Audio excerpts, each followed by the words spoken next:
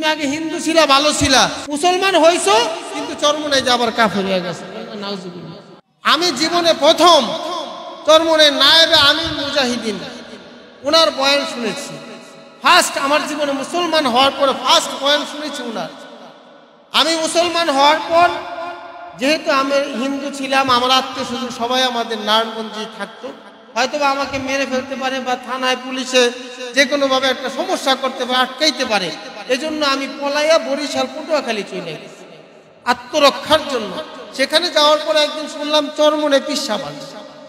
তো আমি তো জানতাম যে পীর মানে অনেক বড় কিছু, অনেক গাড়ি বহর নিয়ে জাঁকজমক ভাবে আসবে বা অনেক ক্ষমতাশীল কিছু একটা হবে। কিন্তু আমি সেইখানে মাঠে গিয়ে যখন বসলাম দেখলাম একজন মানুষ সাধারণভাবে সাধারণ একটা জুব্বা, সাধারণ একটা লুঙ্গি ওইটা চেয়ারে আইসা বসলো। মানে তার সাথে যে 10 জন লোক চেয়ারে স্টেজে উঠছে, কে পীর আর কে মুরিদ এটা তাদেরকে দেখে আমি বুঝি নাই। যখন গিয়ে চেয়ারে বসছে তখন বুঝতে পারছি হয়তো বা সেই হবে। তারপরে শিগুন না বয়ান শোনার নাম ঘোষণা করার পরে বুঝলাম তিনি চরমনায় পীর। আমি ভাবলাম যে তিনি এই বাংলাদেশের এত বড় নাম করে একজন পীর, যার নাম আমি হিন্দু থাকতে শুনেছি কিন্তু কোনোদিন দেখি নাই। আমি ভাবছিলাম অনেক বড় কিছু হবে, অথচ তাকে দেখতেছি একদম সাধারণ একজন মানুষ। আসলে তার বয়ানটা শোনা দরকার। আমি ওই দিন বসছি, মাঠে বসার পর বয়ানের শুরু থেকে শেষ পর্যন্ত এত পরিমাণে কেঁদেছি, হয়তোবা ওইটা আমি বুঝাইতে পারবো না। আর এমন কান্না আমি কোনোদিন কারো শুনে কাঁদি নাই, এত পরিমাণে কেঁদেছি। কান্নার পরে আমার খুব ভালো লাগলো। আমার কাছে মনে হইলো না, এই পীরটা সম্পর্কে জানা দরকার, দেখা দরকার। তারপরে আমি চরমনাইতে গেলাম, যে তাদের আমল আখলাক, তাদের কার্যক্রম দেখলাম। দেখে সেখানে আরো ভালো লাগলো। লাগার পরে প্রতি বছর চরমনাই মাহফিলে যাই, ভালো লাগছে, এখনো যাই। তো তারপরে বায়াত গ্রহণ করেছি, এটা আমার ব্যক্তিগত, ঠিক না? একটা সময় আমার ধর্ম ছিল হিন্দু, আমি ছিলাম হিন্দুর সন্তান। আমার মা বাবা আমাকে কোনোদিন মসজিদে নিয়ে যায় নাই, আমাকে নিয়ে গেছে কোথায়? মন্দিরে মূর্তি পূজায়। জন্মের পর থেকে আমাকে মন্দিরে নিয়ে মূর্তির পায়ে কিভাবে সেজদা করতে হবে সেইটা আমাকে শিখাইছে। আল্লাহকে সেজদা দেওয়া শিখায় নাই, আল্লাহকে তারা চেনায় নাই। কিন্তু জন্মের 21 বছর পর আল্লাহকে চিনাইছেন কি? আল্লাহ। হেদায়েতের মালিক কে বাবারা? একটু জবান খুলে বলেন না কে? কোনো সন্দেহ আছে? আমি রেজাউল করিমের শক্তি, বুদ্ধি, ক্ষমতার দ্বারা কোনোদিন ইসলাম চিনতাম না, কোনোদিন সম্ভব না। একমাত্র আমি মনে করি আল্লাহ পাকের দয়া। মাইয়াহদিহিল্লাহু ফালা মুদিল্লা লাহু ওয়া মাই ইউদ্লিল ফালা হাদিয়া লাহু। আল্লাহ যাকে চান তাকে হেদায়েত দেয়, ঠিক কি না? আল্লাহ যাকে চায় তাকে গুমরাহ করে, ঠিক কি না? এতে কারো কোনো হাত নাই।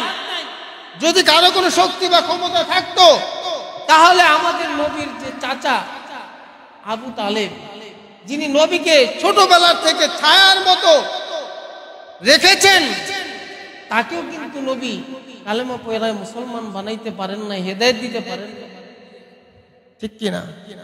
আমাদের জাতির পিতা যাকে বলি ইব্রাহিম আলাইহিস সালাম, তার বাবা আদর কুমার, তাকেও কিন্তু সে মুসলমান বানাইতে পারে নাই।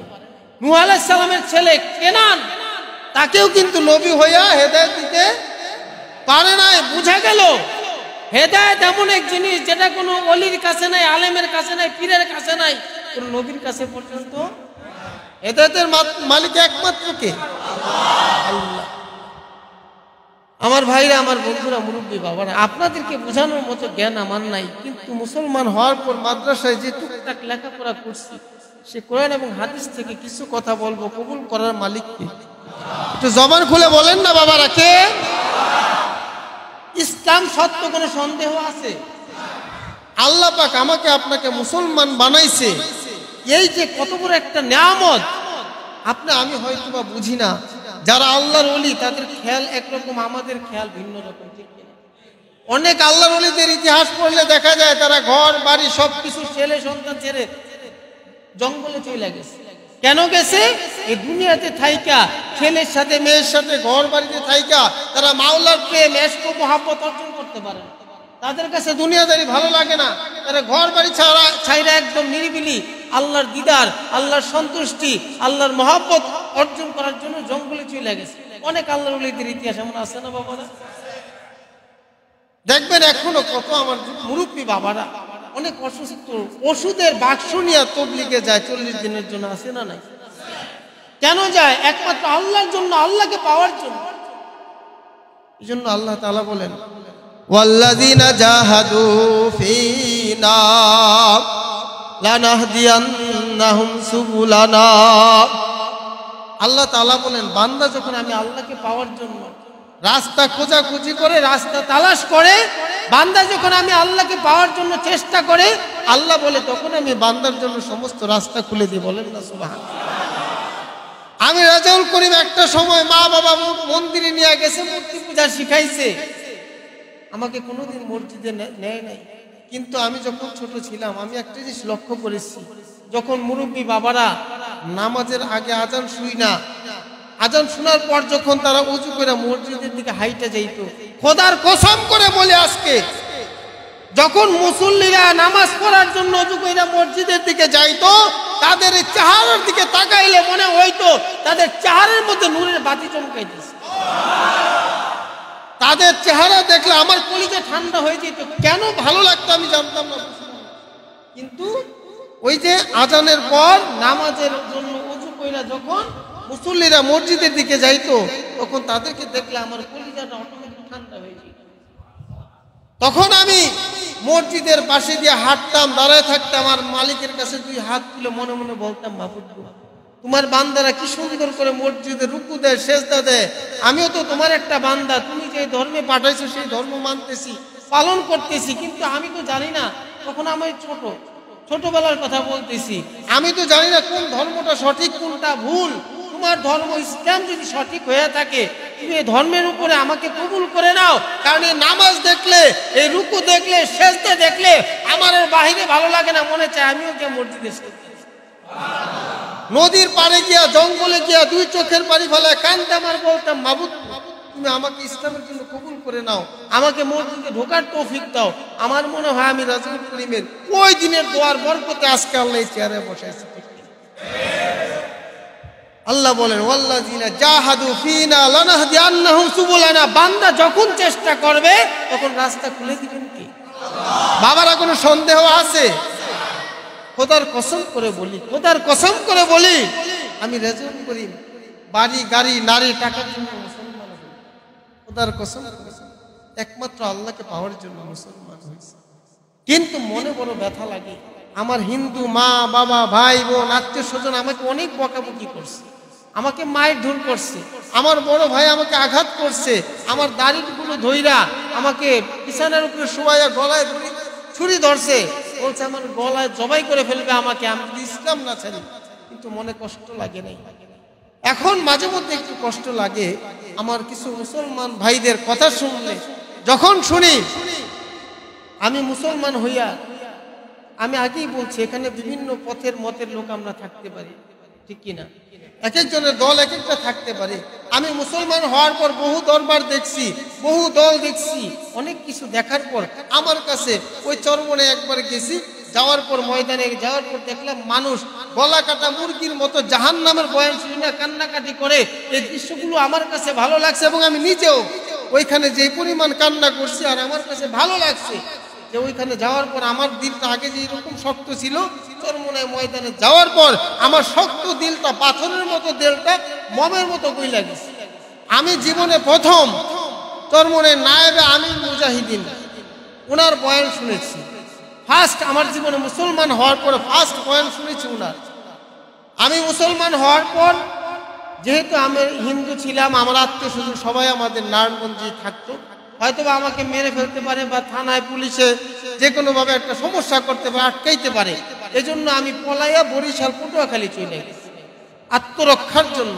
সেখানে যাওয়ার পর একদিন শুনলাম চরমনে পীর সাহেব আসছে। তো আমি তো জানতাম যে পীর মানে অনেক বড় কিছু, অনেক গাড়ি বহর নিয়ে জাঁকজমক ভাবে আসবে বা অনেক ক্ষমতাশীল কিছু একটা হবে। কিন্তু আমি সেইখানে মাঠে গিয়ে যখন বসলাম, দেখলাম একজন মানুষ সাধারণভাবে সাধারণ একটা জুব্বা, সাধারণ একটা লুঙ্গি, ওইটা চেহারা এসে বসলো, মানে তার সাথে যে 10 জন লোক চেয়ারে স্টেজে উঠছে, কে পীর আর কে মুরিদ এটা তাদেরকে দেখে আমি বুঝি নাই। যখন গিয়ে চেয়ারে বসছে তখন বুঝতে পারছি হয়তো বা সেই হবে, তারপরে শিউর না। বয়ান শোনার নাম ঘোষণা করার পরে বুঝলাম তিনি চরমনাই পীর। আমি ভাবলাম যে তিনি এই বাংলাদেশের এত বড় নাম করে একজন পীর, যার নাম আমি হিন্দু থাকতে শুনেছি কিন্তু কোনোদিন দেখি নাই। আমি ভাবছিলাম অনেক বড় কিছু হবে, অথচ তাকে দেখতেছি একদম সাধারণ একজন মানুষ। আসলে তার বয়ানটা শোনা দরকার। আমি ওই দিন বসছি, মাঠে বসার পর বয়ানের শুরু থেকে শেষ পর্যন্ত এত পরিমাণে কেঁদেছি, হয়তোবা ওইটা আমি বুঝাইতে পারবো না। আর এমন কান্না আমি কোনোদিন কারো শুনে কাঁদি নাই, এত পরিমাণে কেঁদেছি। কান্নার পরে আমার খুব ভালো লাগলো। আমার কাছে মনে হইলো না, এই পীরটা সম্পর্কে জানা দরকার, দেখা দরকার। তারপরে আমি চরমনাইতে গেলাম, গিয়ে তাদের আমল আখলাক, তাদের কার্যক্রম দেখলাম।